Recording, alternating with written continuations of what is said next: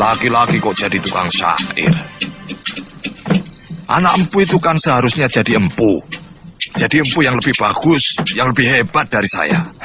Den Dwi Pangga itu memang tidak pernah tertarik dengan pekerjaan ini, Romo Empu. Katanya, empu itu mengabdi pada para pembunuh. Tapi kalau penyair adalah pencinta kehidupan. Pintar bicara anak itu. Siapapun yang sudah ditotol oleh Dewata untuk menjadi pembunuh, Bakar, tanpa alat pun dia akan jadi pembunuh. Ayah, saya mau pergi ke rumah teman. Ini lagi. Aku tidak pernah tahu apa maunya. Lontang-lantung. Sini kamu.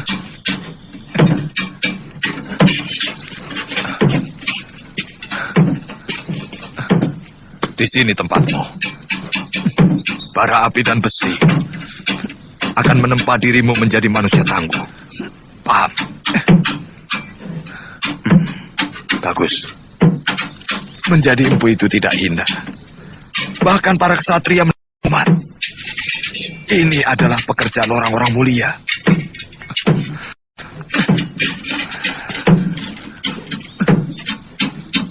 Sudah sana. Baik, Ayah. Mereka tidak sadar bahwa kehormatan keluarga, kecukupan harta yang mereka nikmati dari bayi adalah karena kemampuanku dalam membuat senjata. Keberhasilan para narapati serta senopatiku yang gagah berani itu tidak akan mulus tanpa memiliki senjata pusaka. Untuk itu, aku sangatlah menghargai empu yang dengan sangat tekun telah menciptakan senjata-senjata pusaka untuk mereka. Untuk jasanya yang tidak kira itu, aku hanya bisa memberi hadiah yang nilainya jauh lebih sedikit dibanding rasa terima kasihku yang hampir tidak bisa diukur dengan angka.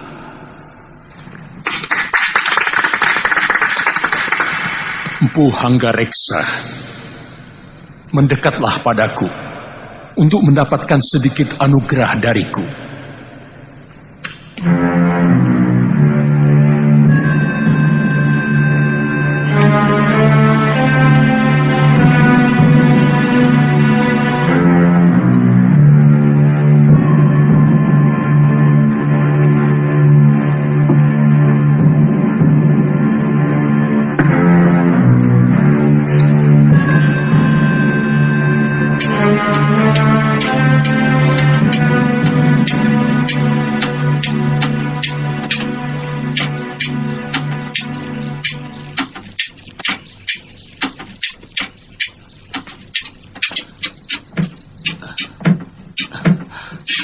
Sudah agak lama aku hanya membuat alat pertanian, tapi dengan mutu baja yang lebih baik dari yang biasa dibuat.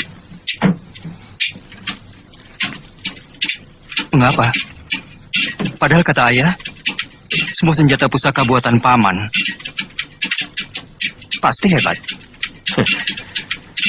Membuat alat pertanian adalah pengabdian pada rakyat, sedangkan membuat senjata adalah pengabdian kepada hawa nafsu, yang akhirnya akan menyengsarakan rakyat.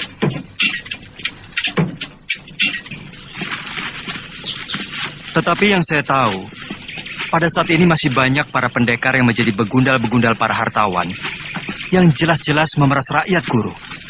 Bagaimana itu? Itu namanya bukan pendekar.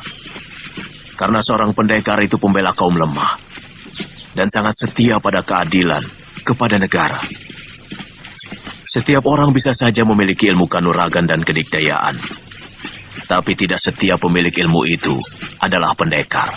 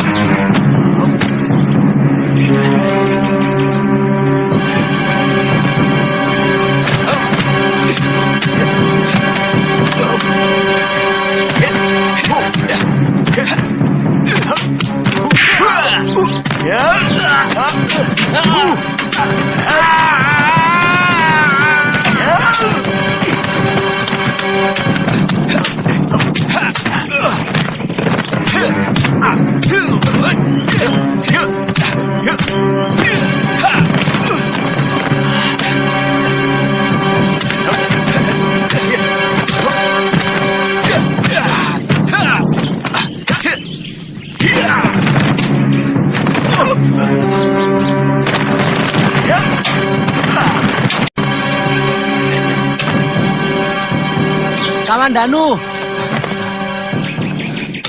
gunakan jurus naga puspamu.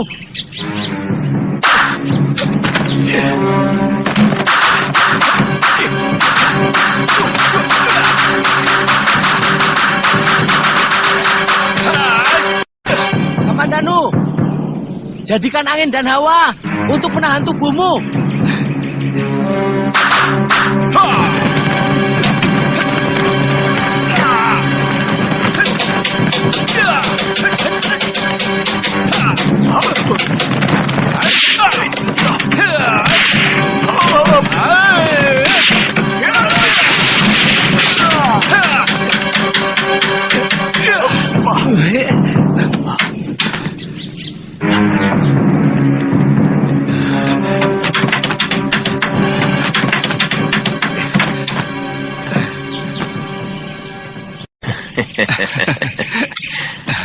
Kau berhasil mengecohku. Serangan tanganmu tadi begitu cepat sehingga menutupi pandangan mata aku. Itu adalah kunci keberhasilanmu. Sayang, kau terlalu bernafsu menyerangku, sehingga kurang teliti. Benar, Guru. Saya merasa Guru selalu mampu membaca serangan saya. Mungkin arah serangan saya sudah Guru baca dari sorot mata. Benar. Seorang pendekar yang arif harus mampu membaca serangan lawan lewat sorot matanya. Iya.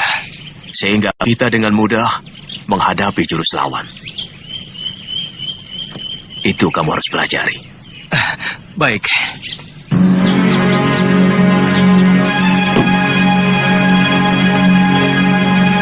Alangkah besar anugerah Baginda terhadap kita.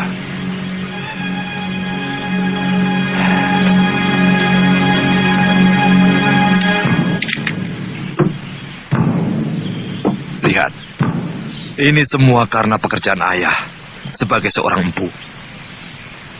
Itulah sebabnya mengapa ayah mau supaya kau, juga Kamandanu, meneruskan pekerjaan ayah. Bahkan seorang adipati pun belum tentu menerima anugerah sebanyak ini.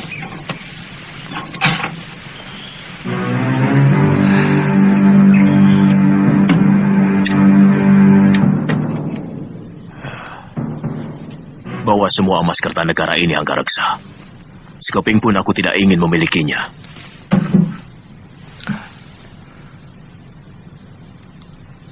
Jangan berlebihan, Kakang.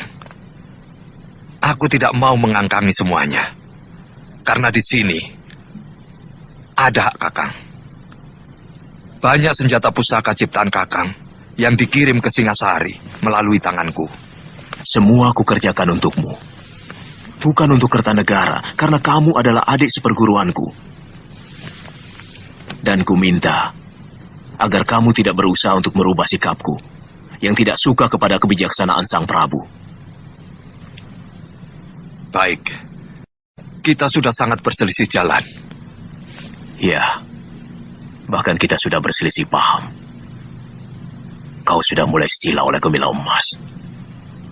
Kakang, selama uang ini bukan hasil rampasan, aku tidak pernah merasa malu menyimpan hartaku yang kudapat dari keahlian dan tenagaku sendiri. Selamat tinggal, Kakang.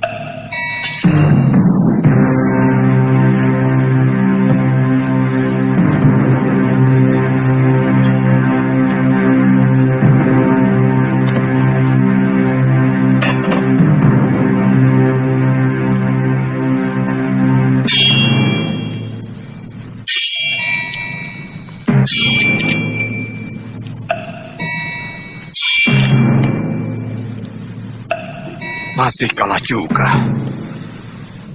Benar-benar ilmu Kakang Ranubaya masih lebih tinggi.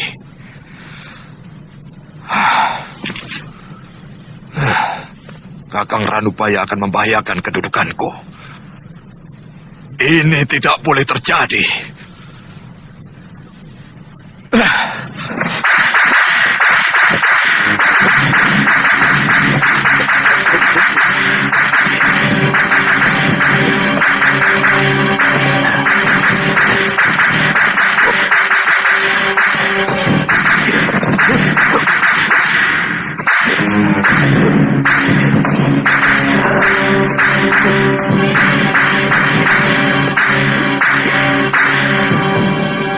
Kalian perhatikan baik-baik. Akan kuperlihatkan beberapa jurus pedang naga puspa.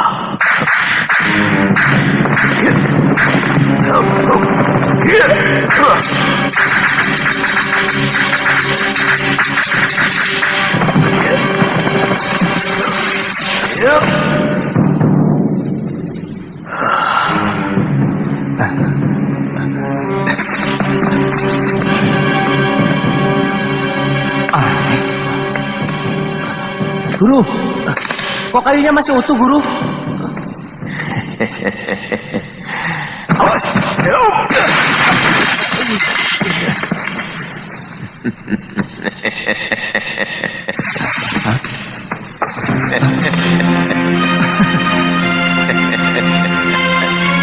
Nyi,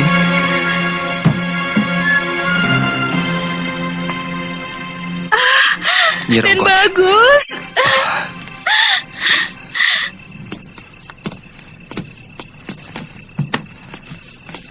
Bagaimana kabar Ayahanda, Nyi? Sehat. Tapi akhir-akhir ini Gusti Sepuh sering mengurung diri di kamar pengisian. Nyai tidak tahu kenapa Gusti Sepuh sering murung. Mungkin memikirkan kamu.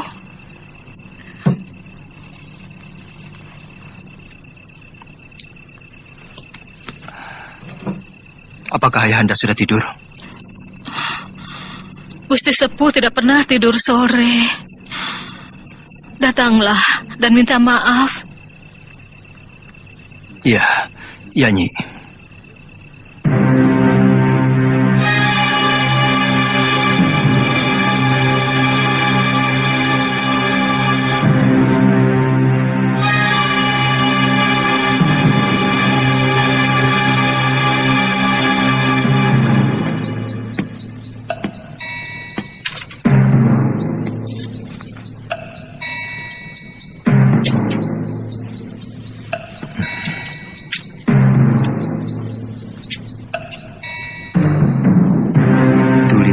Gusti Prabu, sebagai abdi yang ditugaskan membuat senjata pusaka dan semua perlengkapan tentara Singasari, serta mengelola ruang penyimpanan dan pemeliharaan senjata istana Singasari. Maka sesuatu yang merongrong kewibawaan negara benar-benar menghantui pikiran hamba. Di kampung tempat tinggal hamba Kurawan, ada seorang guru senjata yang juga baik mutunya. Dia bernama Empu Ranubaya. Berkali-kali hamba mengajak dia untuk ikut mengerjakan pesanan Paduka Gusti, tapi dia selalu menolak, bahkan berani menghina Gusti Prabu sendiri. Hamba bersedia membantu utusan Paduka untuk menindak Empu Ranubaya yang cenderung untuk berkhianat.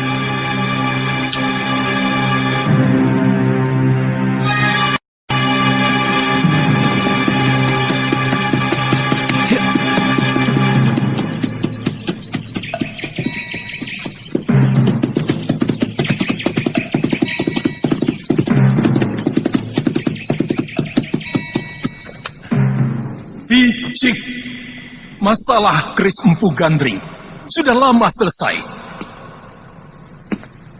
Wadal sudah cukup. Bahkan ayahandaku sendiri juga telah menjadi korban.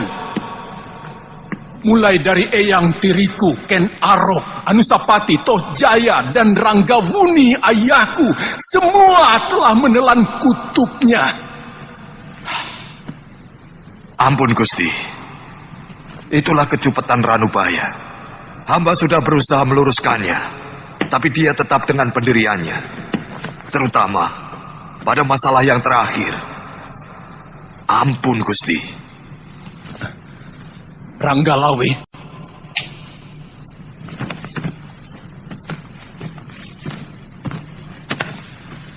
Daulat Gusti Prabu, tangkap Empu Kurawan itu hidup-hidup.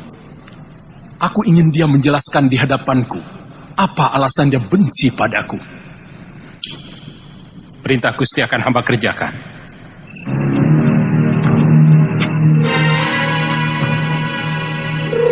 Kamu tidak usah khawatir.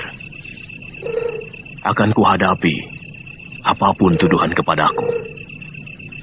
Akan kukatakan mengapa aku berkata seperti itu. Semua itu demi kebaikan Singasari. Kelihatannya di surat ayahanda semacam ada persaingan antara beliau dengan guru. Aku tidak pernah merasa bersaing dengan siapapun. Ayahmu seharusnya tidak perlu mencemaskan aku. Dengan penolakanku untuk tidak bekerja sama kepada Singasari, seharusnya dia lebih merasa gembira karena tidak ada saingan. Aku heran, malah dia membabi buta. Saya cemas kalau tentara Singosari akan menyiksa guru. Tidak akan kubiarkan siapapun menyentuh kulitku.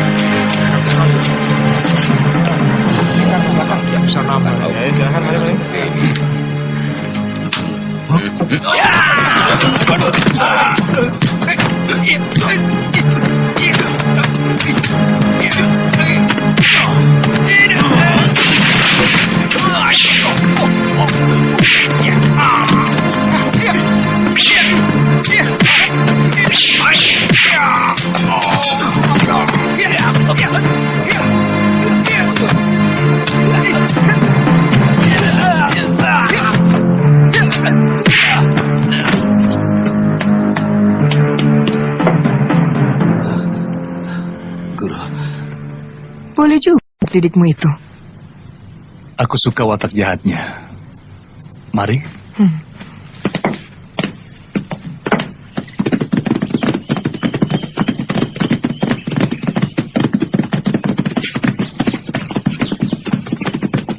Kelihatannya sudah mulai sore. Apa tidak sebaiknya kita menginap di Apajik ini, Tuan Hanggareksa? Benar. Kita bisa kemalaman di hutan Gandasari. Saya pikir lebih baik kita menginap di sini. Tapi semuanya terserah pada Tuan Ranggalawe. Cari penginapan yang terbaik.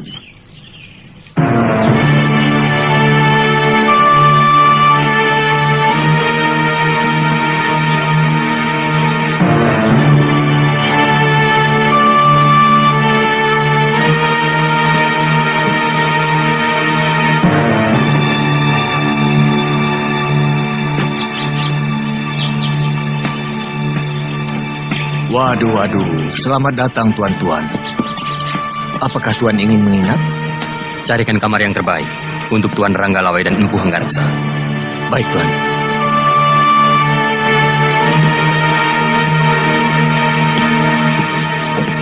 Ada apa, Lejong?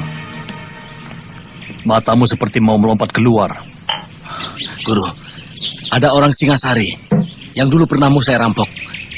Sekarang saya mau merampoknya lagi sampai berhasil. Tidak boleh tidak, Guru. Orang Singasari. Silakan tuan-tuan istirahat di sana. Tempatnya sudah tersedia. Yang tinggi besar itu namanya Ranggalawe. Dia salah satu perwira Singasari yang cukup tangguh. Dia sudah punya banyak pengalaman dalam berbagai medan pertempuran. Anak wira raja itu sangat sakti. Siapkan makanan dan minuman. Kalau yang berpakaian seperti pendeta itu, siapa? Aku belum kenal. Kemungkinan dia seorang empu keris.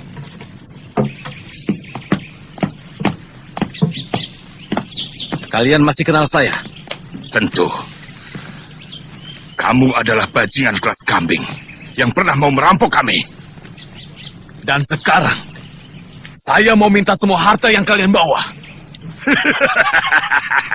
Jangan main-main. Kumpulkan seluruh uang kawan-kawanmu. Katakan pada mereka, aku sangat butuh.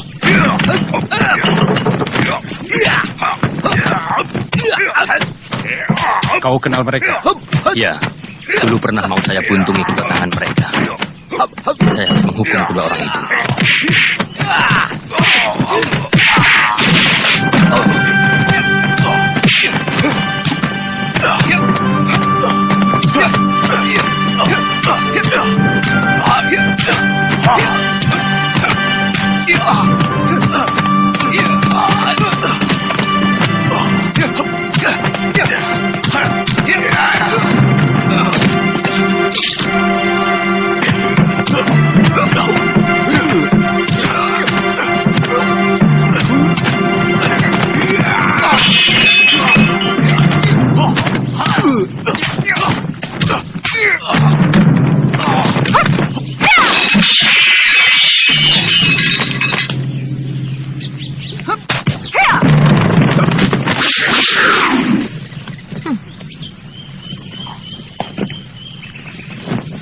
Sabar.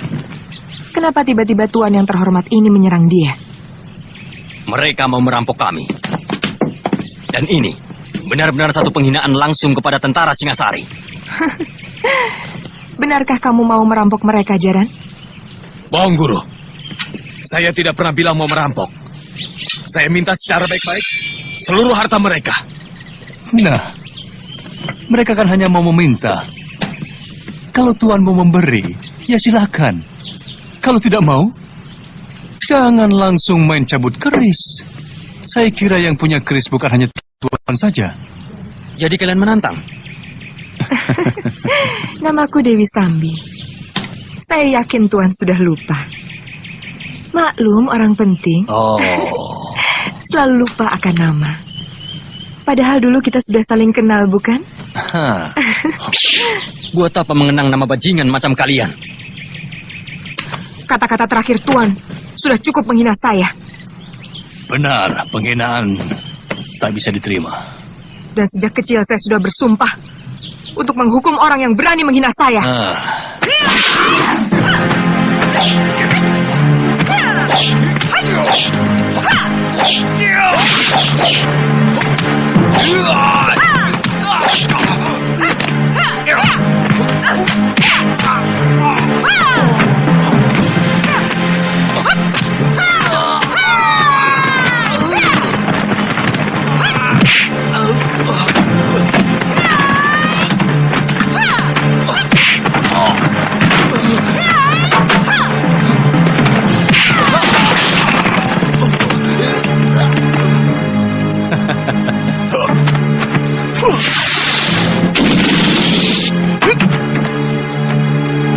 Sambi, biar aku yang mengurus orang-orang Singasari ini.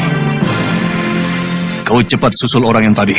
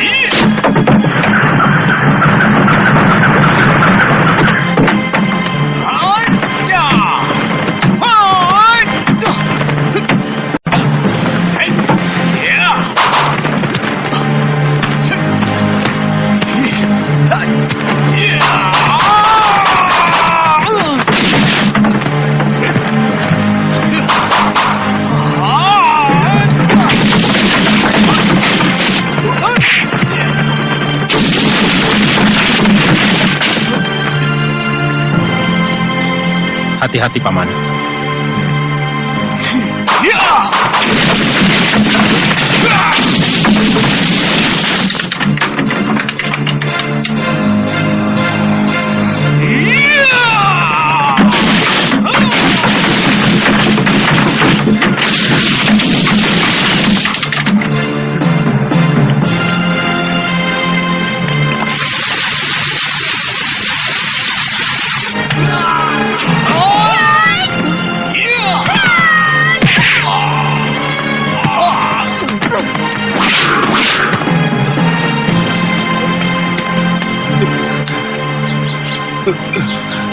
Selamatkan nyawanya, Paman. Baik. Biar aku yang menghadapi mereka. Ya.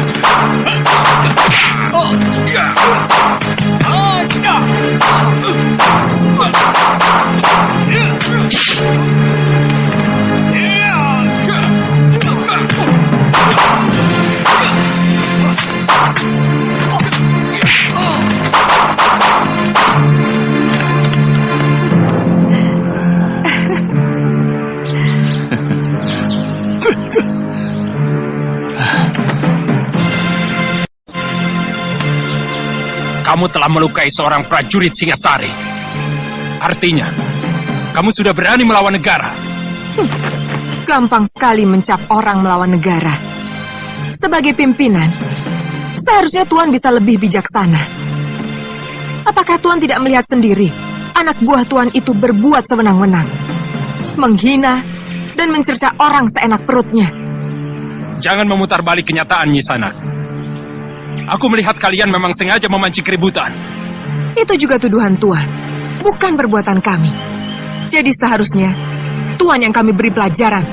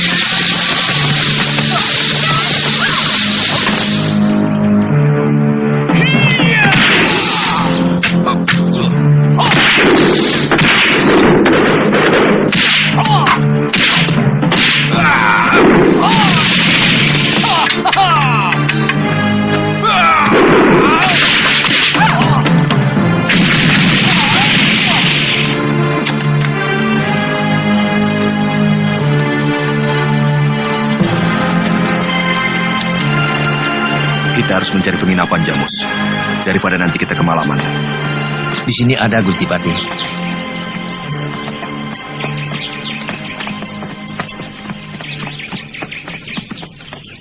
Tuan Ragalawe, Kalau Tuan mampu mengalahkan saya, silakan kami semua Tuan bawa ke penjara Singasari. Tapi kalau saya mampu mengalahkan Tuan, kami semua harus dibebaskan. Dan jangan ada lagi yang menghalangi langkah kami. Boleh. Tapi yang disebut kalah adalah sampai mati. Kau atau aku yang mati. Itu yang mengganggu langkah kami. Tuan Ranggalawe, syarat Tuan kami terima. Tapi jangan salahkan saya kalau Tuan mati lebih dulu.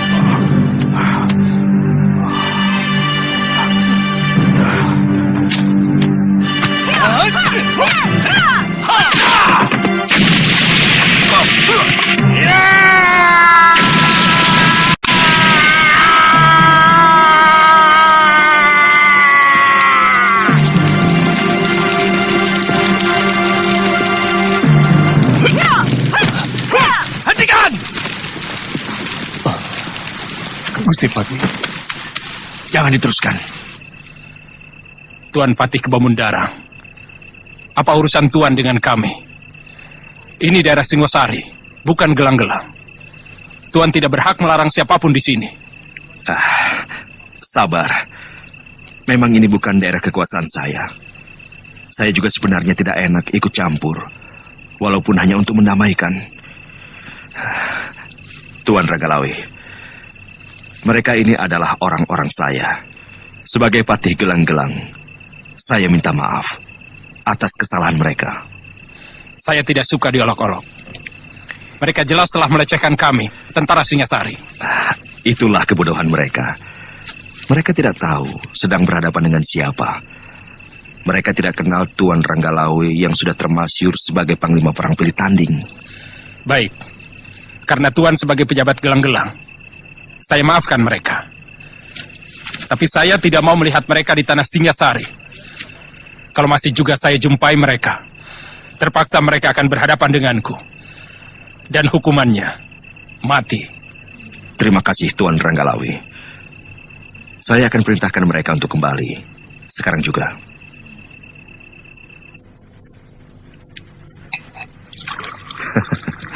Aku tahu, kalian pasti kecewa. Biasanya seorang pendekar akan selalu penasaran bila menghadapi pendekar lain yang mumpuni. Tapi kali ini, aku minta kalian benar-benar menyadari ada kepentingan yang lebih besar dari sekedar mengalahkan Ranggalawe.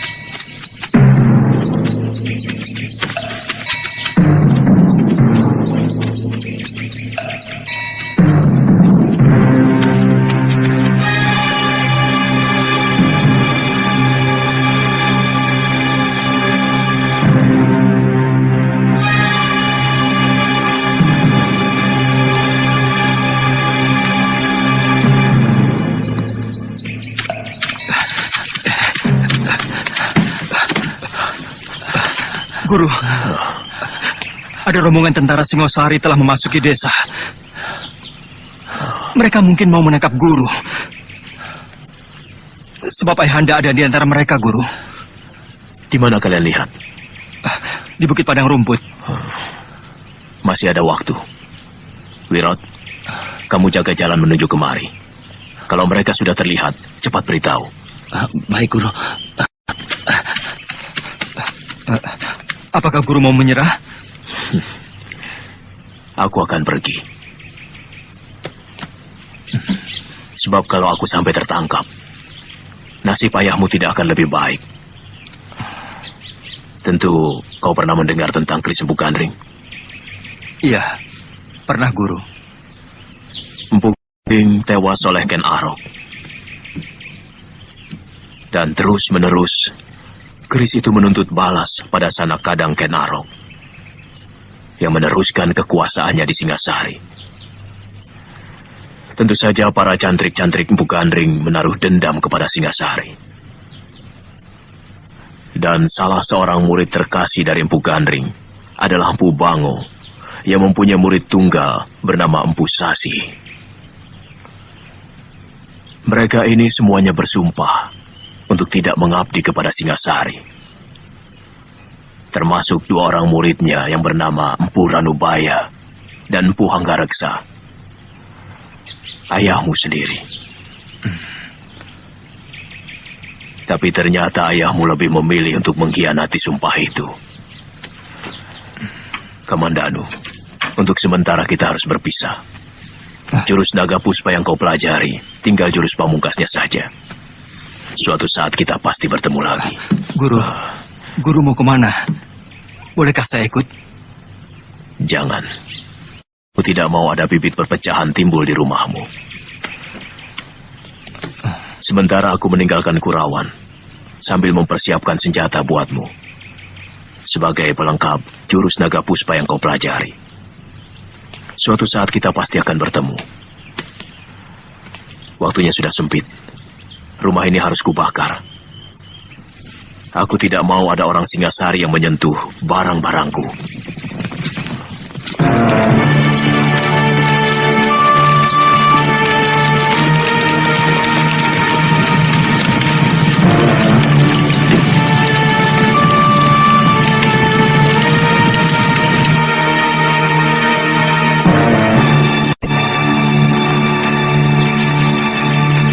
Celaka. Ada apa, Tuan? Rumah Ranubaya terbakar. Pasti ada yang tidak beres.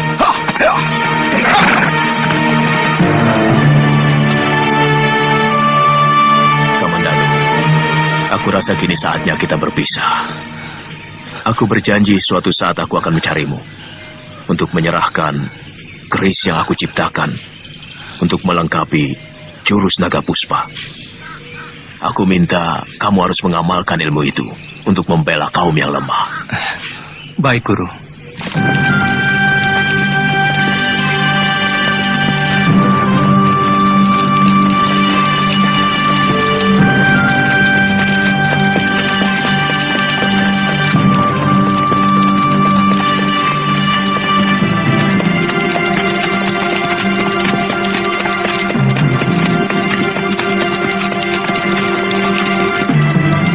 Cari di sekitar tempat ini.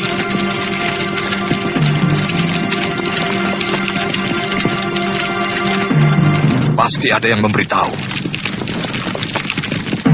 Apakah Tuan pernah menceritakannya pada seseorang? Bahkan pada anakku sendiri pun tidak.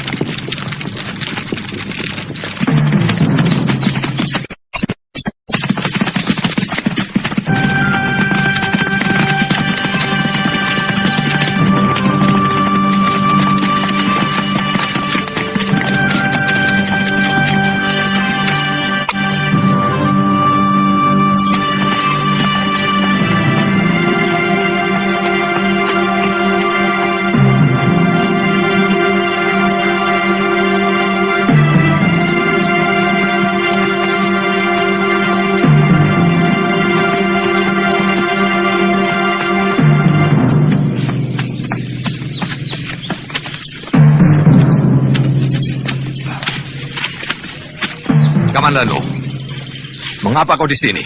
Mengucapkan selamat jalan pada Paman Ranubaya, Ayah. Rupanya selama ini kau minggat kemari. Saya nggak suka beruh di sini, Ayah.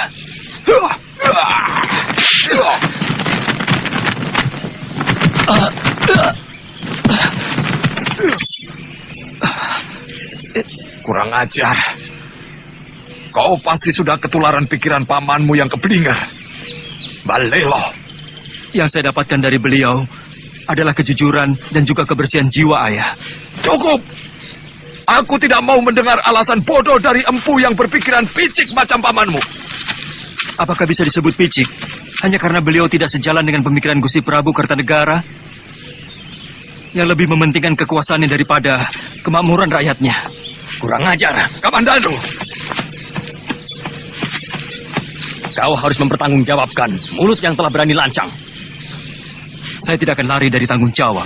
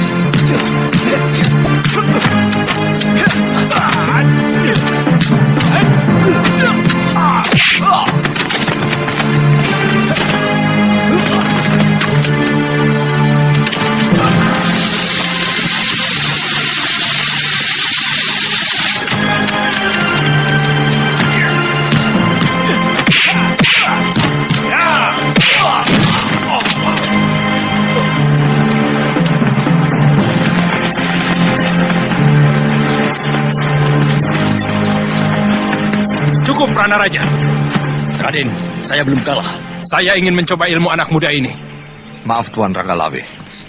Biarkan saya yang membunuh anak saya sendiri. Dia memang patut untuk dibunuh. Saya menyesal. Mengapa dia justru mengikuti kesesatan Ranubaya? Paman Empu tidak usah cemas. Aku tidak menyalahkan Paman. Aku malah tertarik pada keberaniannya. Tapi saya malu, Raden.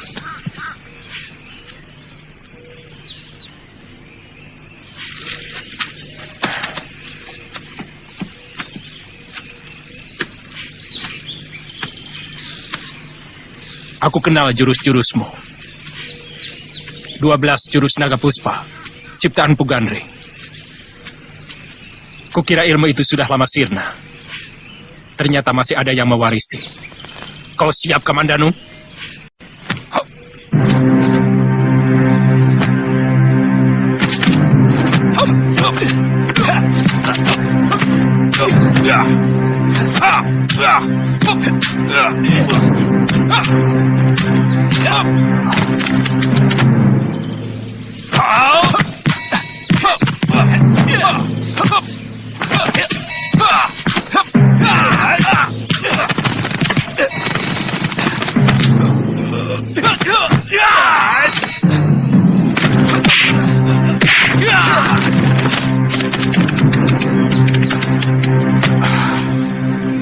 Saya bilangin, kau titisan Pugandri.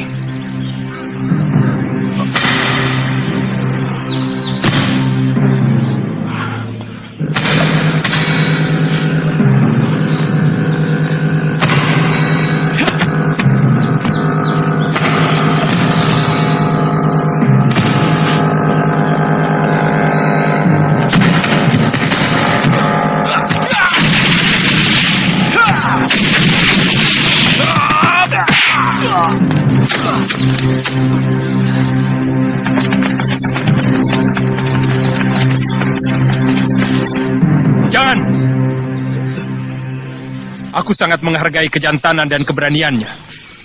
Dia pemuda yang patut kita hargai. Karena sikap yang jelas dan berani bertanggung jawab pada perbuatannya.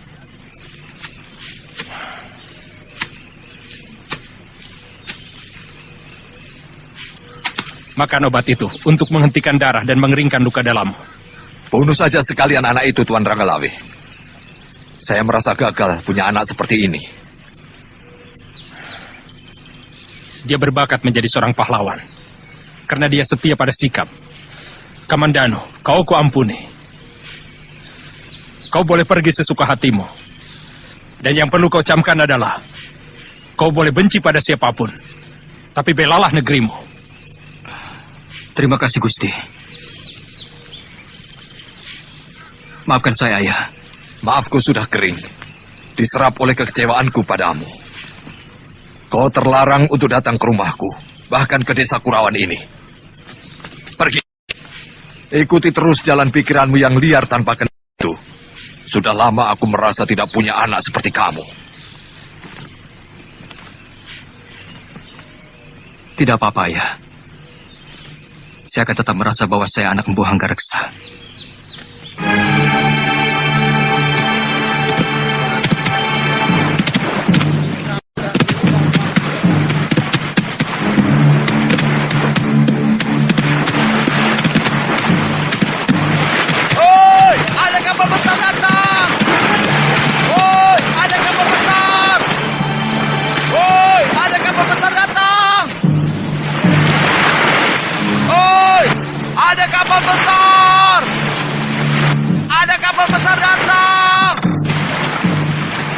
Mereka seperti dari negeri seberang.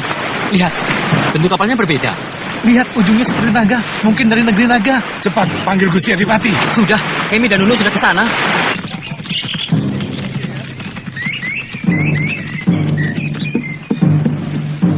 Ya, terus. Dorong, rapat.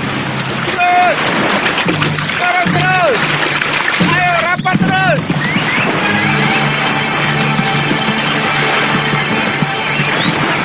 Raden tahu mereka itu dari mana? Ya, saya pernah mendengar cerita bahwa orang yang bermata sipit dengan pakaian yang indah gemerlapan itu pasti orang daratan Cina.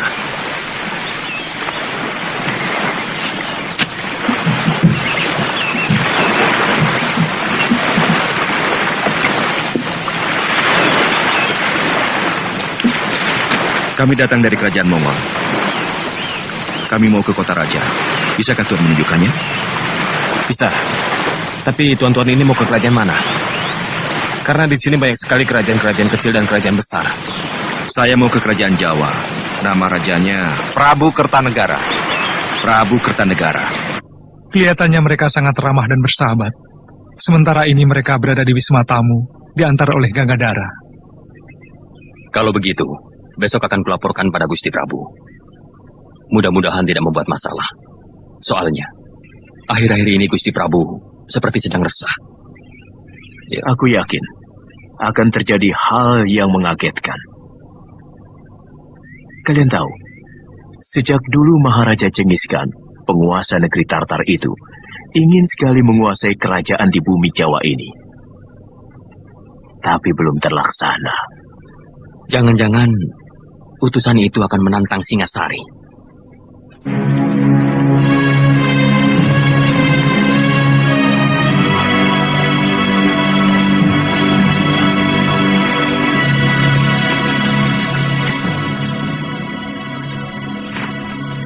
Hamba mengaturkan surat dari Baginda Maharaja Kubilai Khan, penguasa dari daratan Hindustan hingga pantai timur negeri Cina.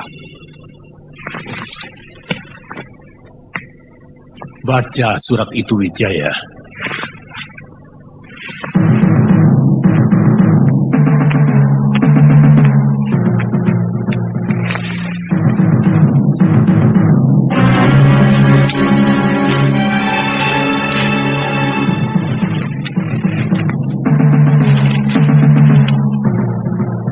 Salam sejahtera buat Tuan Prabu Negeri Jawa.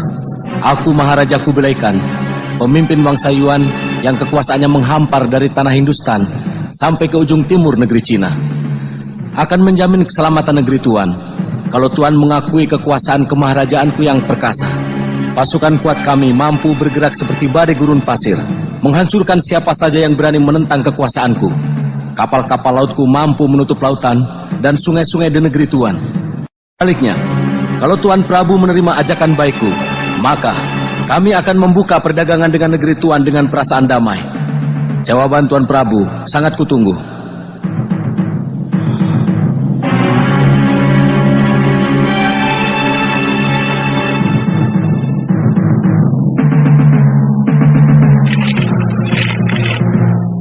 Sebagai utusan, hamba menunggu jawaban dari Sang Prabu. Mendekatlah kau kemari.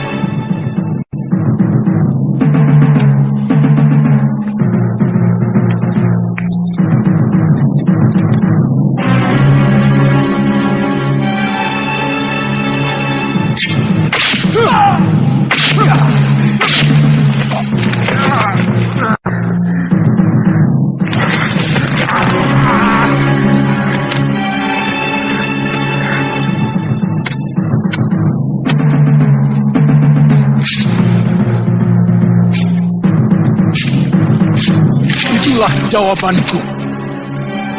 Katakan pada rajamu, prajurit-prajurit Singasari bagaikan gunung karang yang sanggup menahan angin taufan sedahsyat apapun. Kau akan menyesal dengan perlakuanmu ini. Negerimu akan rata dengan tanah.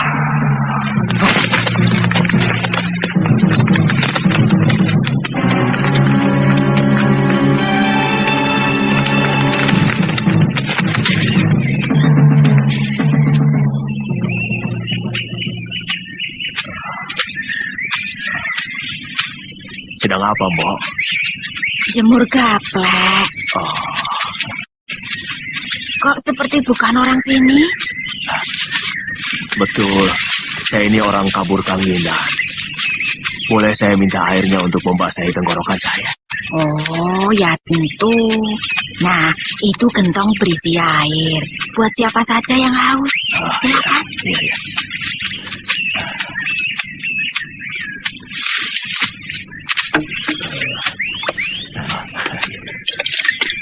Kita ya, Pak.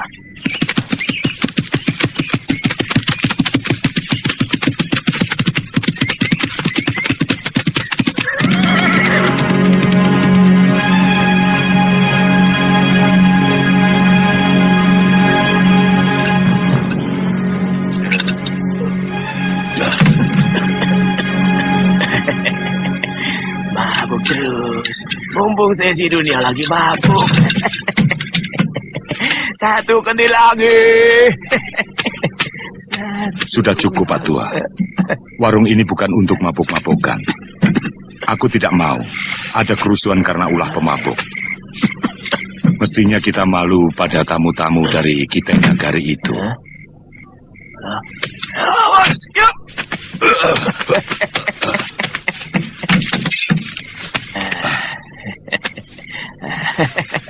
Sayang, golok sebang ini, tapi mutu bajanya kurang sempurna. Dia tidak bisa berbuat apa-apa kalau lawannya dengan golok yang mutu bajanya lebih sempurna. Agaknya kau mengerti tentang senjata orang tua. Tuhan bisa bahasa kami. Bagaimana dengan dia? Tenaga dalammu yang bagus, bukan golok Tuan. Kamu lihat sendiri. Bagaimana meja itu terbelah dengan mudah. Meja itu terbuat dari kayu.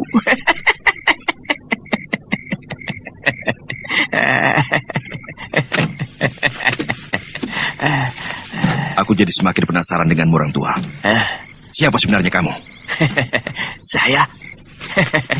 Saya adalah empu, pembuat senjata. Jadi saya tahu mutunya dan bagaimana sepuhnya. Saya akan buktikan bahwa senjata Tuan tidak bermutu. Ayo ikut saya.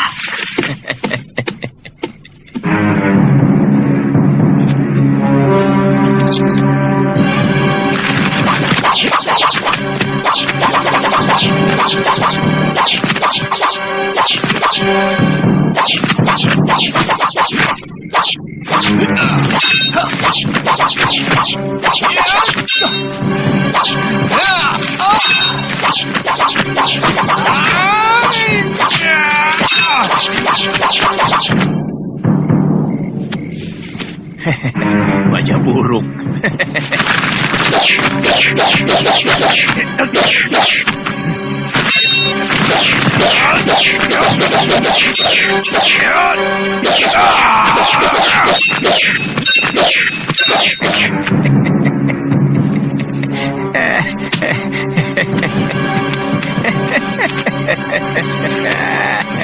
Kurang ajar.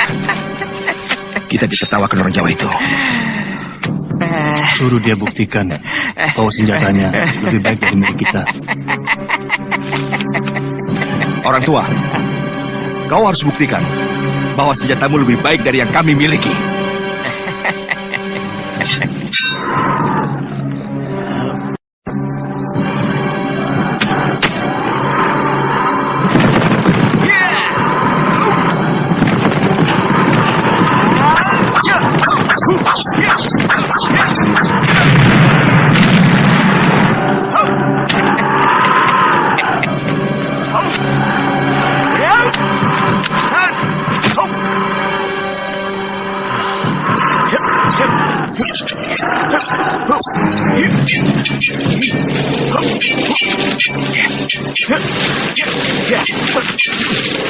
Cukup.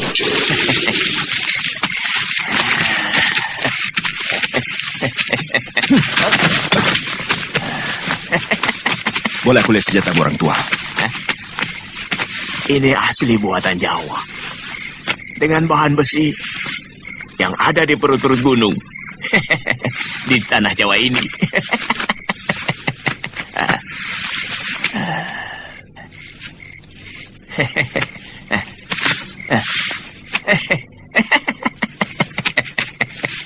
Luar biasa.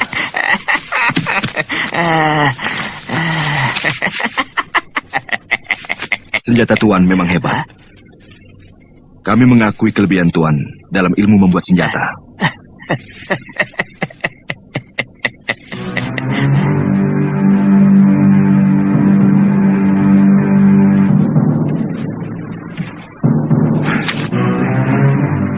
Belum ada tanda-tanda dia muncul. Jangan-jangan dia tertangkap. Kelihatannya orang tua aneh itu bukan orang sembarangan. Wong Chow juga bukan orang sembarangan. Racun penenangnya sangat ampuh.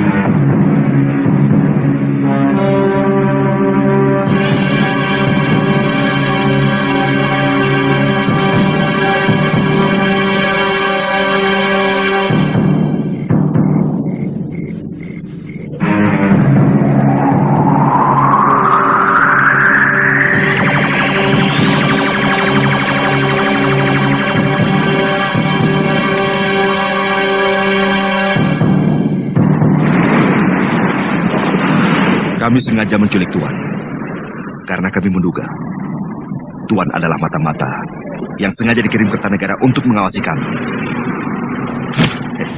Sekarang Tuan kami jadikan tawanan negara. Silakan.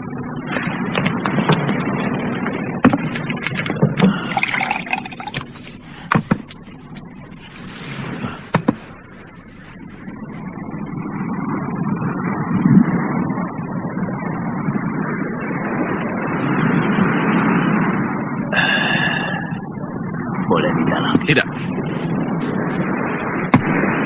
Aku tahu. Tuan pasti ingin melupakan bahwa Tuan sedang menjadi tawanan kami.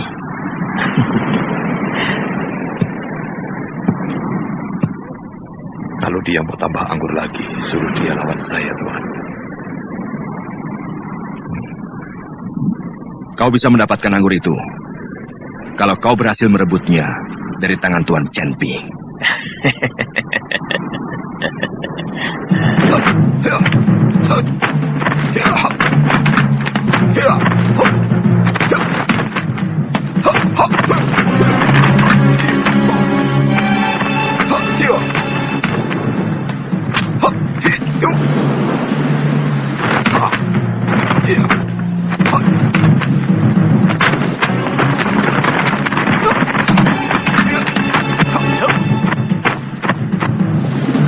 Ayo.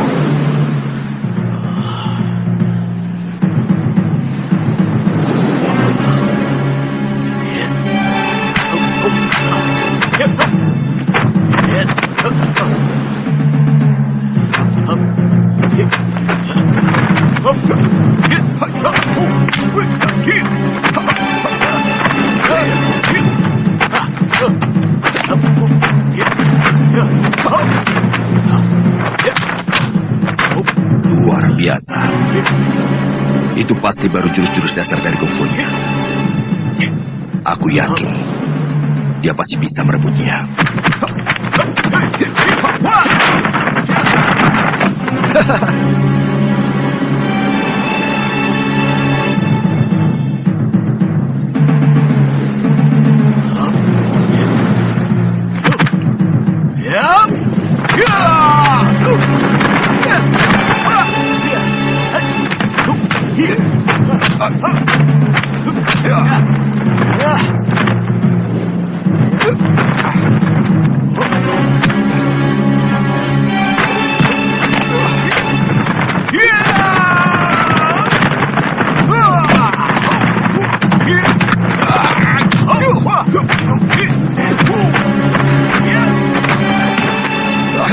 Chen Pi,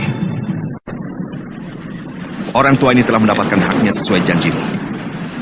Kau harus jujur.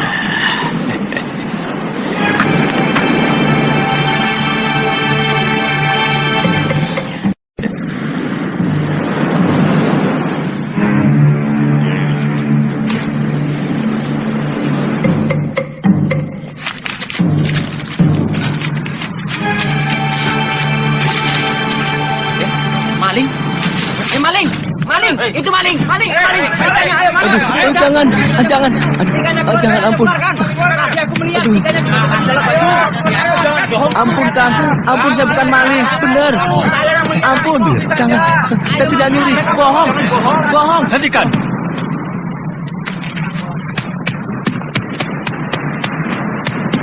Saya akan bayar semuanya apa yang telah diambil.